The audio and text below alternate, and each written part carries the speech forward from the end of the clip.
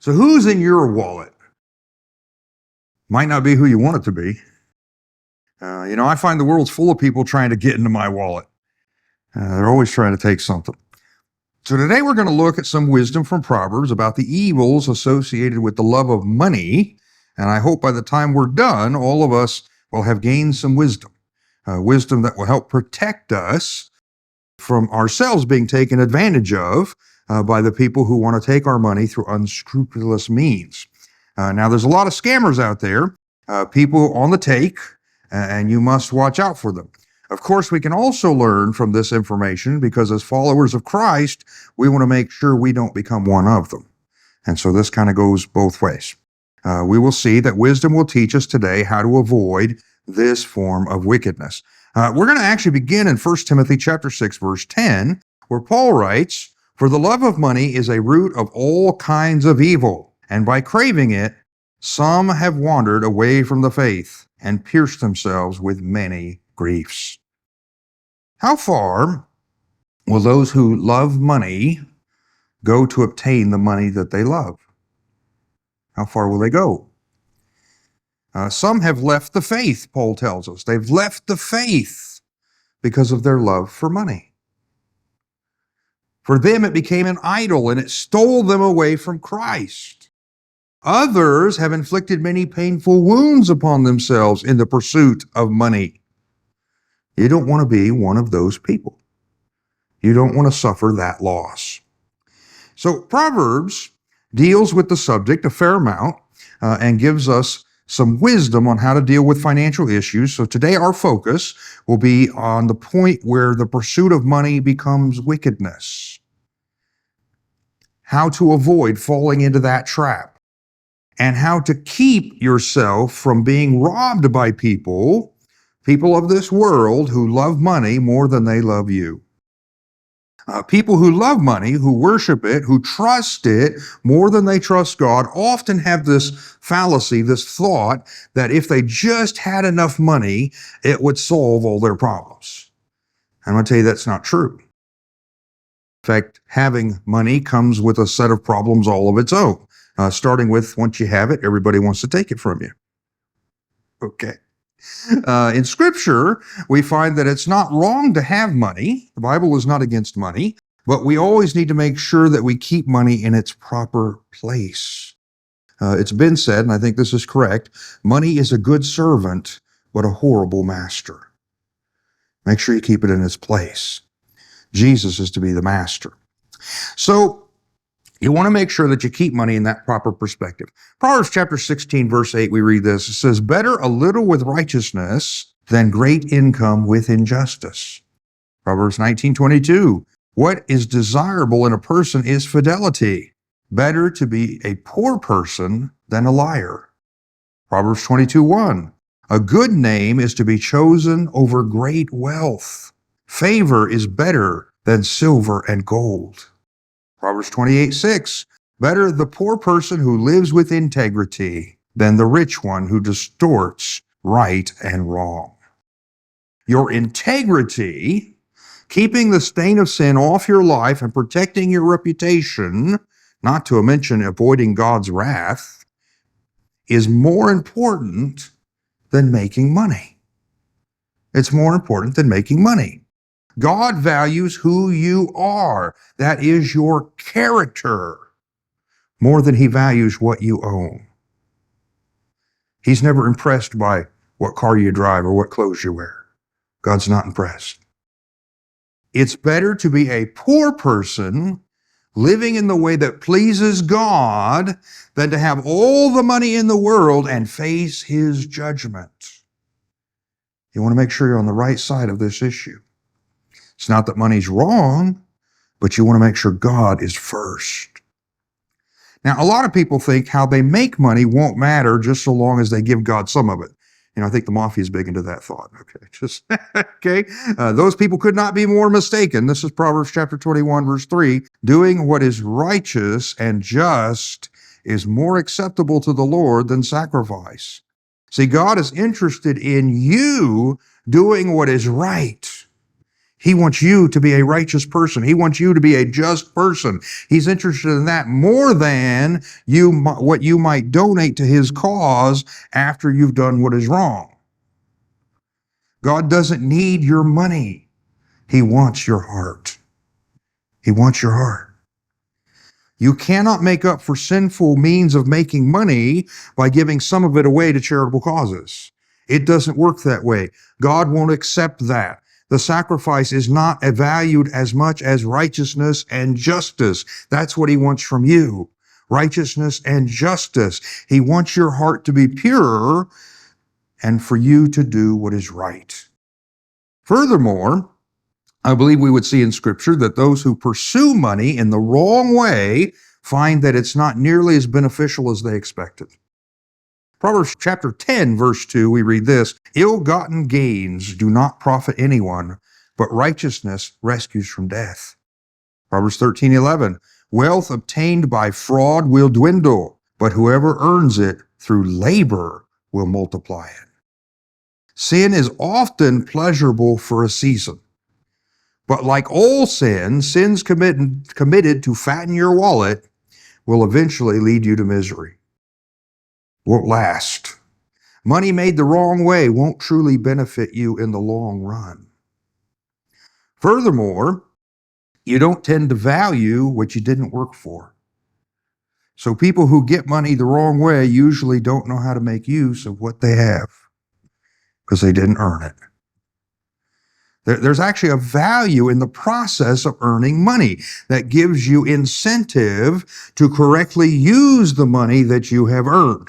If you don't know how to properly earn the money that's in your wallet, then you won't know how to properly use the money that's in your wallet. There's kind of this dynamic. Well, what should we then do? Proverbs chapter 16, verse 17 says, "The highway of the upright avoids evil. The one who guards his way protects his life." The upright person is going to be the person who attempts to avoid evil. They will work to protect their life from the many temptations and the many traps set for them by the scheming people who want to get in your wallet. Okay, you want to do both. You want to avoid you doing evil, but you also want to protect yourself from those people out there trying to do evil to you. We should choose to walk on the path of righteousness, the path Christ has set before us. You know, Jesus never went around cheating people. Well, neither should you. We're going to see that. If we guard our way so that we avoid evil, and that is both us doing evil and evil being done to us, that will protect us. We want to guard our way. And it does work both ways. You need to protect yourself. So I'm hoping as we examine these things, you'll think of it in both ways. We need to protect ourselves from sinning against God. We want to avoid the evil that comes from loving money. Keep it out of our heart. But we also need to continually guard our way so that we will be protected from those who want to take our money, those who would rob us. And remember, we are stewards of all that God has given us. There are those in the world who want to rob you of what God has given you, what God has made you a steward of. Your job as a wise steward is to guard against those many fraudulent schemes of the world, so you can always give a good account of how you used the resources God entrusted to you. Okay? You answer to God, and so you want to give a good account of how you used it. Proverbs chapter 28, verse 22, we'll begin seeing some of these concepts.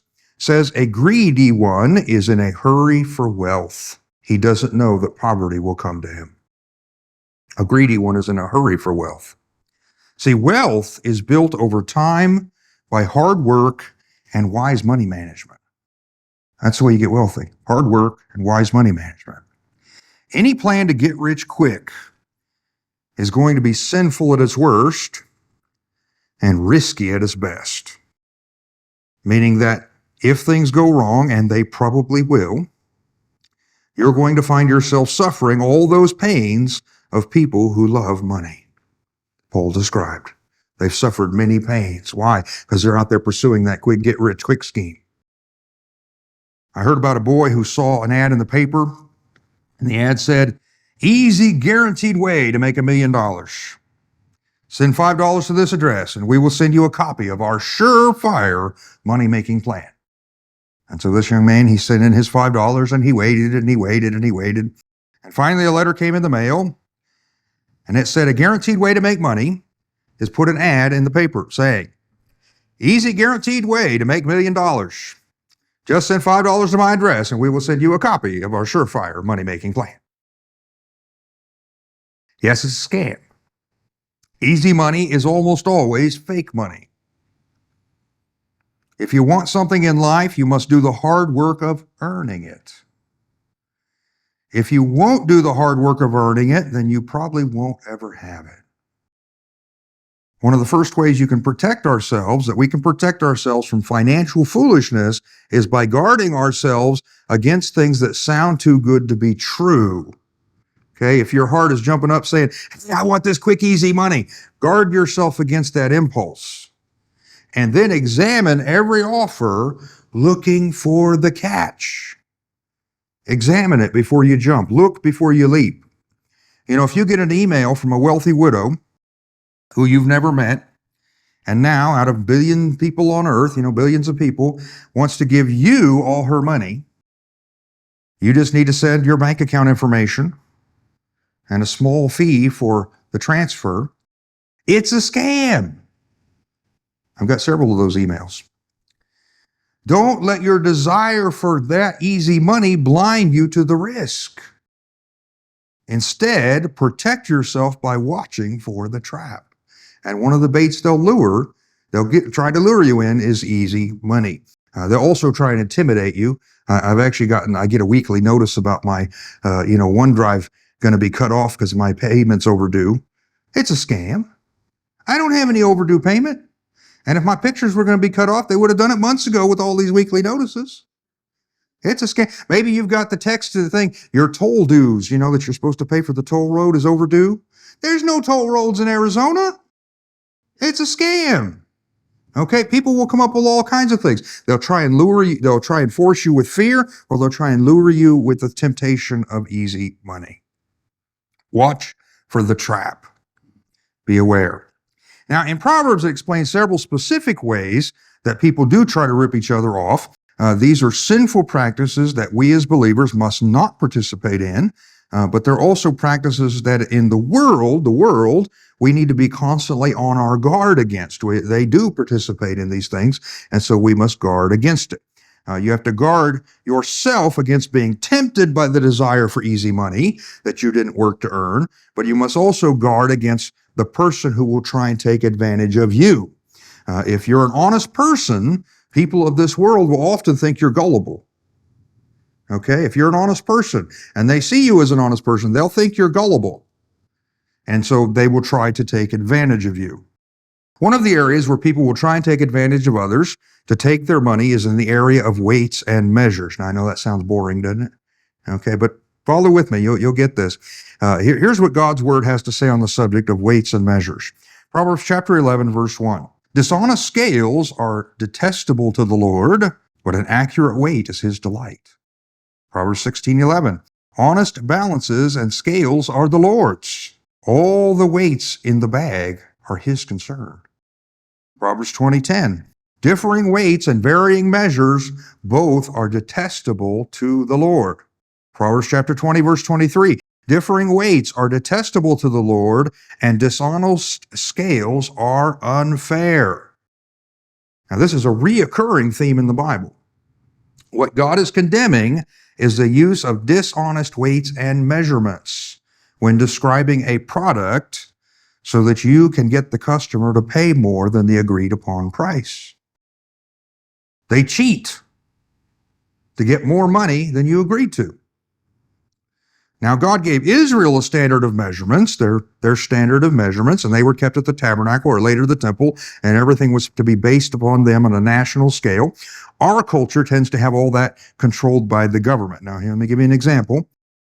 Maybe some of you have actually had the experience of having to get gas for your car.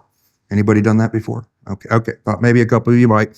When you go to the gas pump, you will notice that there's a sticker on the pump from the Weights and Measures Services Division. Okay, and it's actually a part of the Arizona Department of Agriculture. That's the way Arizona does it. And that they have checked the pump for accuracy. And there'll be a little sticker, usually the shape of the state of Arizona, and it has a mark of what date they checked it. This is to ensure the gas station isn't shorting you on your gas that you're paying for. They want to make sure they're not giving you 3/4 of a gallon and charging you for the whole thing. They know that sometimes unscrupulous gas stations in the past have tried to cheat their customers by overcharging their customers by saying, we're selling you 10 gallons when really it was only 9.5. That's how they make a little extra off each customer. So the state measures it. They make sure it's running correctly. See, in God's book, that behavior for them to charge you more than what you're getting is detestable. If you pay for a gallon of gas, then he expects you to get a gallon of gas. No more and no less. The price per gallon may go up and down. That's negotiable. You don't like the price at this gas station, go down the street to a different one. Go to Sam's Club or Costco. They got cheaper gas, better gas sometimes. Okay, but don't, if you don't like the price. But you should always get the gallon that you paid for. Okay, upon the agreed price. Now, there's a lot of references to this in our culture.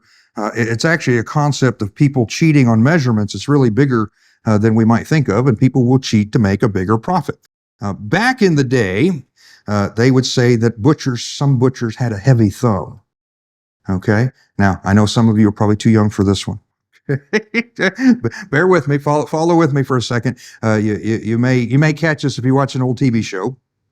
Once upon a time, you would go to the butcher and you would ask for a cut of meat. And you'd say, okay, I want pork chops, or I want a beef loin, or I want hamburger.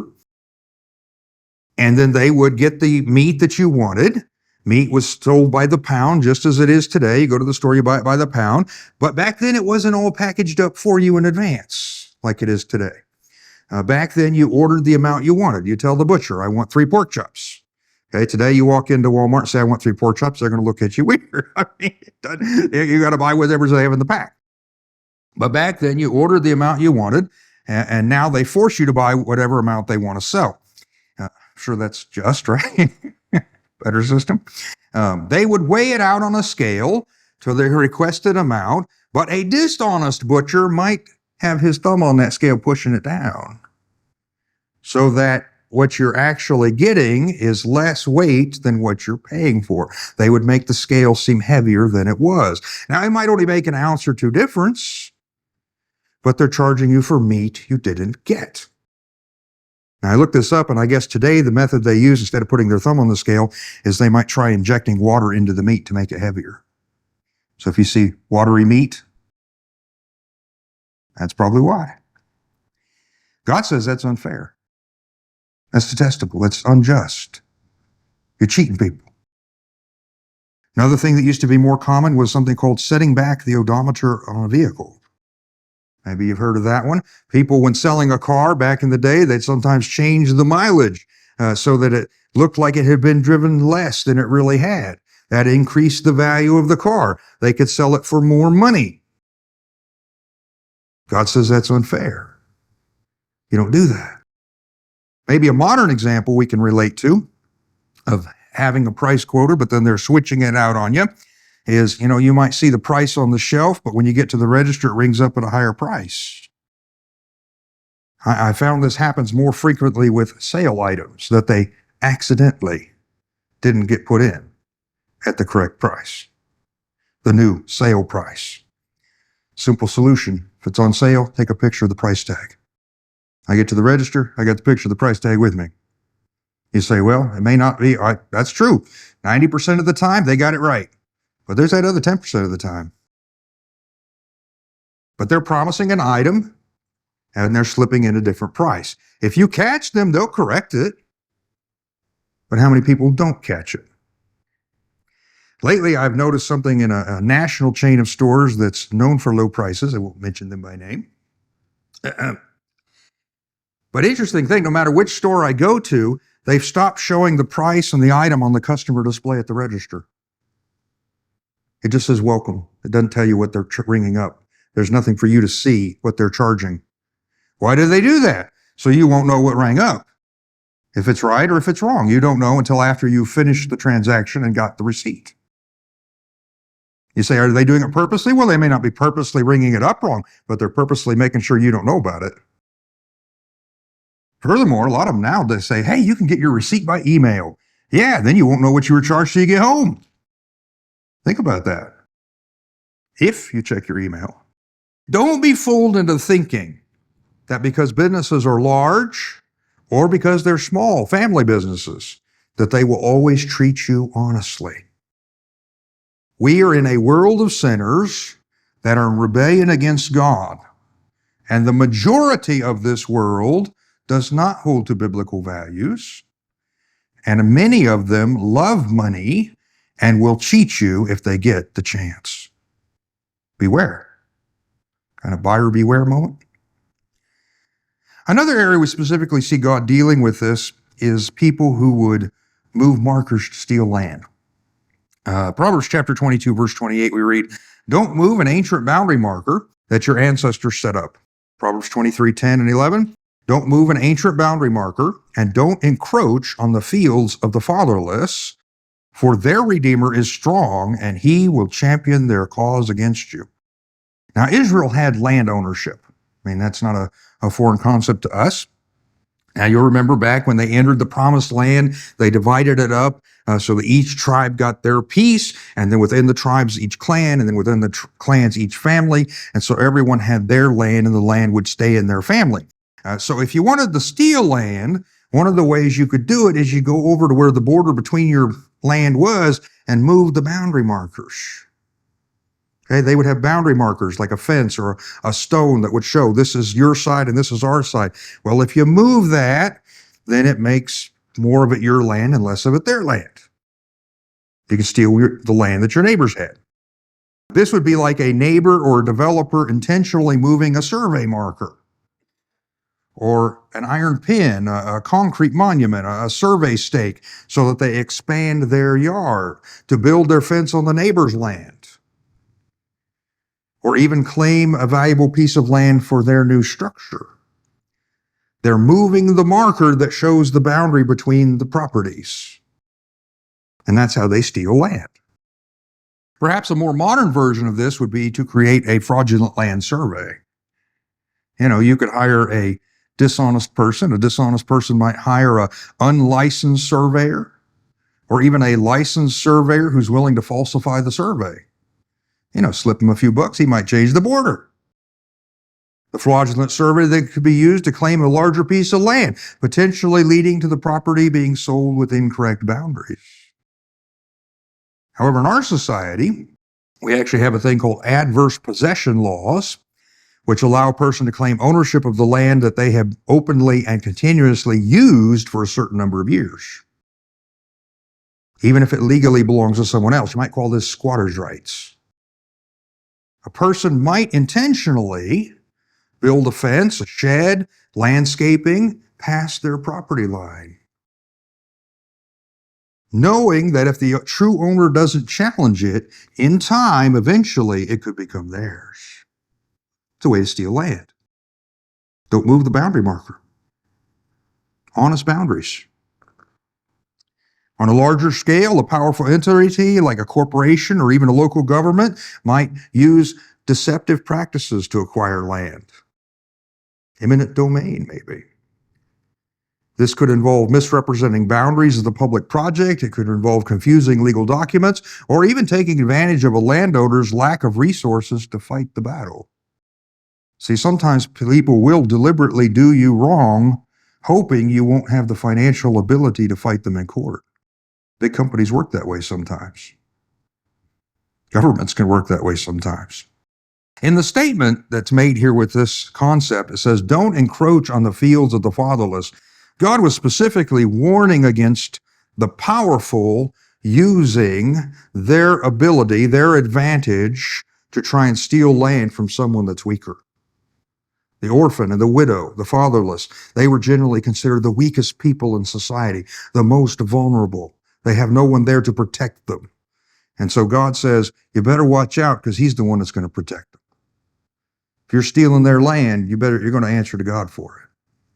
On that same line, we read this. This is Proverbs chapter 22, picking up in verse 22. Don't rob a poor person because he is poor, and don't crush the oppressed at the city gate. For the Lord will champion their cause and will plunder those who plunder them. Proverbs 14:31. The one who oppresses the poor person insults his maker, but one who is kind to the needy honors him. The poor are often more vulnerable to scams because they don't have the money and the power to fight back. Sometimes they don't have the business sense to know what's going on, and that's why they're poor.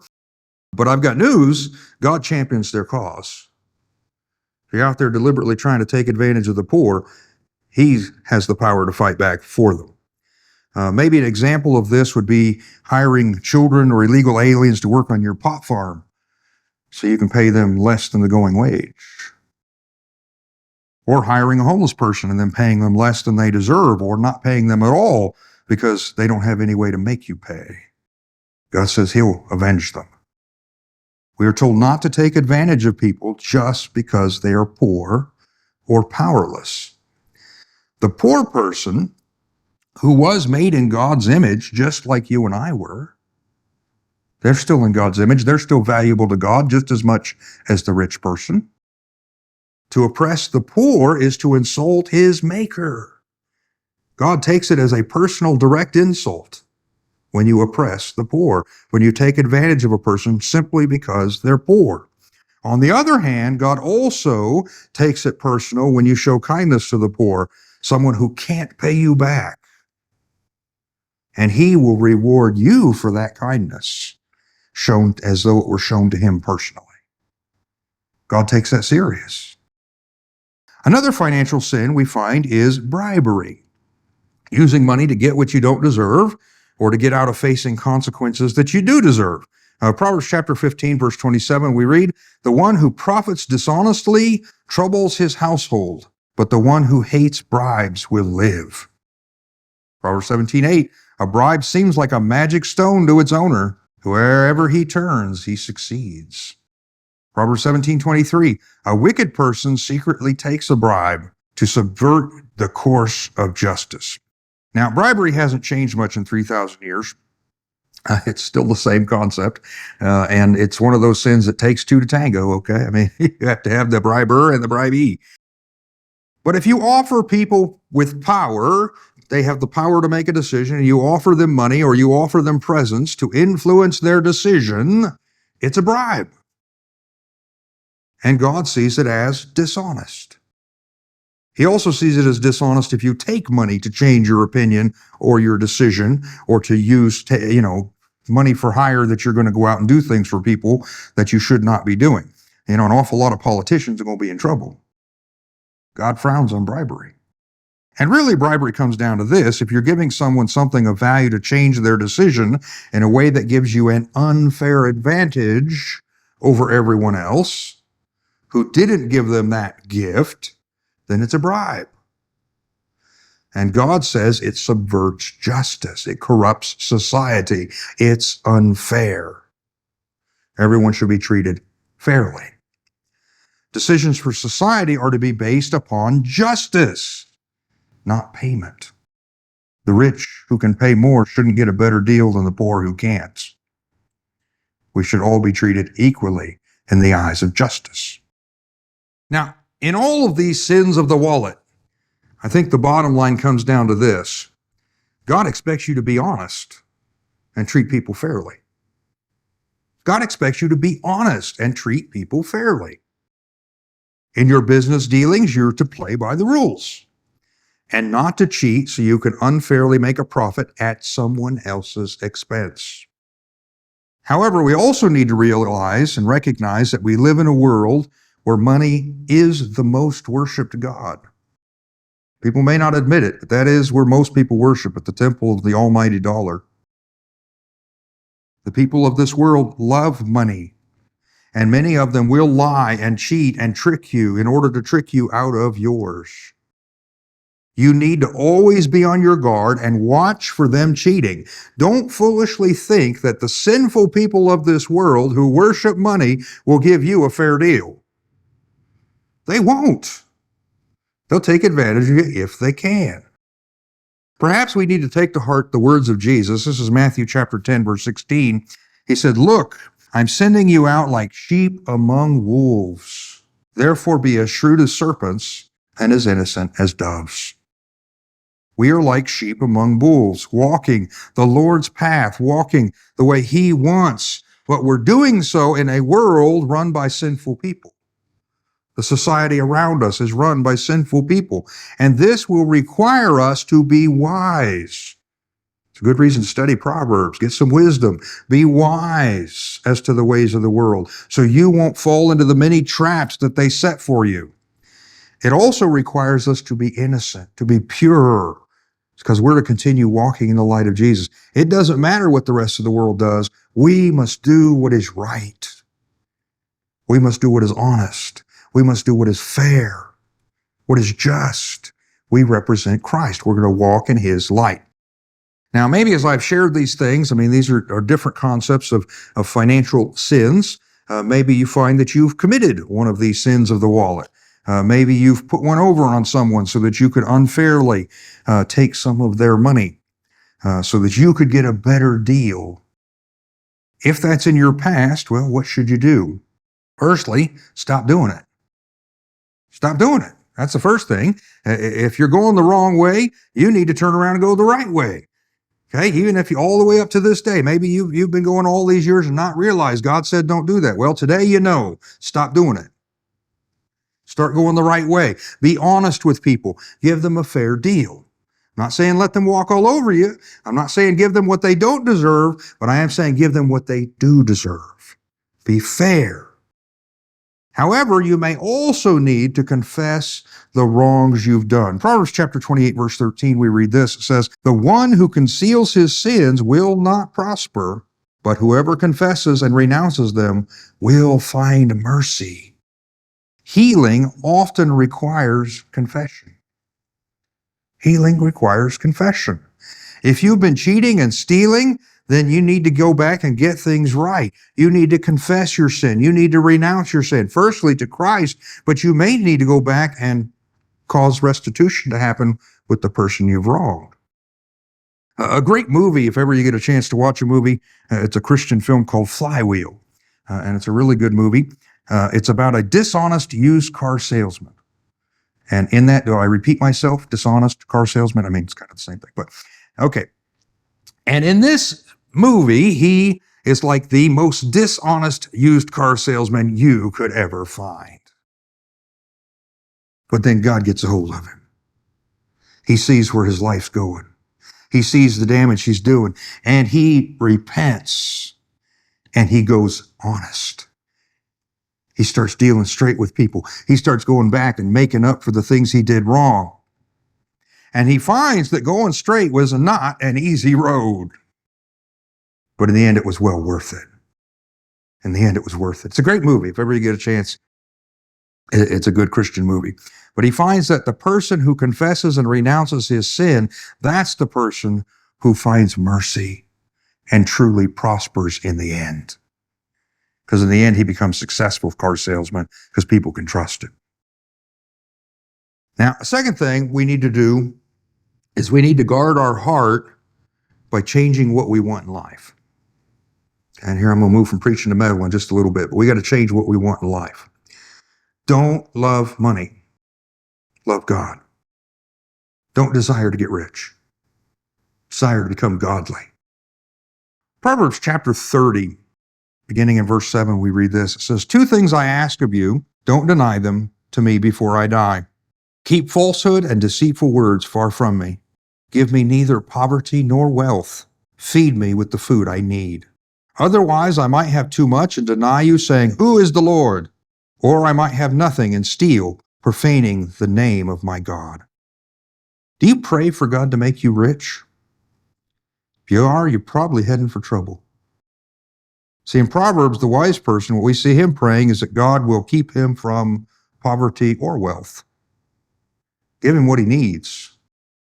See, if you're starving, you might cave into the temptation to go out and steal something to eat. Or you might lower your moral standards and do immoral work the sins of the world, join in them just to make a living. It takes a lot of integrity to stand up against the world, to suffer for your beliefs, to say, no, I will not participate in this sin when you know it could cost you your job. That might be part of why James tells us the poor are often rich in faith. On the other hand, if you're wealthy, you might forget that you need God. You might forget that He and not your money is your true provider. Because I'm going to tell you something, everything you got in the bank can be gone tomorrow. Everything you own in this world can be gone tomorrow. Your car, your house, your clothes, it can be gone tomorrow. But God will still be there. You better make sure He's your provider. Now, personally, I've applied this in my own life. I pray for God to give me whatever's needed to accomplish His will. I don't ask for God to make me rich. I ask Him for my daily bread. Wouldn't mind if He put some, pizza sauce and cheese, on top. That'd be okay. But I put it in His hands. Whether I'm going to experience wealth or poverty at any given moment, I don't want what I want His will. See, if it's not His will, then I don't want it. And if it is His will, I don't want to miss it. And so I ask for not one penny more than He chooses to give me, and not one penny less. I put myself in His hands. See, I pray for His kingdom to come and His will to be done. And I'm going to tell you, if you do that, you'll never go wrong. But if you're out here praying for God, gimme, gimme, gimme, you may be leading yourself into the trap. Jim Elliot, missionary, said this. He said, God gives the best to those who leave the choice with Him. That's good advice. Go to Him and ask for His will. You'll never go wrong. Now, finally, I would suggest from all of this that we need to learn the wisdom of Proverbs to be on our guard against those who would try and steal from us. Yes, we need to purify our hearts. We need to make sure we're getting it right. We're going to do what's right with God. But we need to be on our guard against the world, because those people will come with their deceptive means and try and take advantage of us. Guard yourself against it. Don't be a bad steward. Be a good steward of what God has given you. See, we live in a world that loves money. And so the people of this world, it's hard for us to wrap our minds around this, because we tend to, as believers, tend to assume that people will be honest. We treat people honestly. We want to treat them honest. We assume they'll be honest with us. I'm going to tell you, if they're not a Christian, they probably won't be most of the time. And if they are a Christian, they may still not be. I wish I could tell you that all people in church were always honest, but that's not true. Wish I could tell you all people in church were Christian, but that's not true either, okay? It is. I knew a guy who would always close his yard sale on Sunday at noon. He said if once church let out, he got robbed too much. So, okay, I'm not making it up. That's what he said. I don't know if I believe him, but that's what he said. You got to be careful. Put your guard up. Make sure you're doing what is right for everyone, what is just, what is fair, and be aware that there are people in this world who will love money, even those who are drawn out of the church and drawn away from Christ by that love. That's what Paul told us. There are people who would abandon Christ because of their love for money. Be careful, they'll try and take yours. We need to be as wise as serpents and as harmless as doves as we deal with a sinful world, while we're walking in the light of Christ. Thank you for watching this video. If you live in the greater Phoenix area, we would love to have you come and worship with us in person any Sunday morning at 9:30 a.m. The Meadows Baptist Church is located at 3701 West Beardsley Road. That's the side road of the 101, just west of 35th Avenue. We would love to have you pop by as we celebrate Jesus together.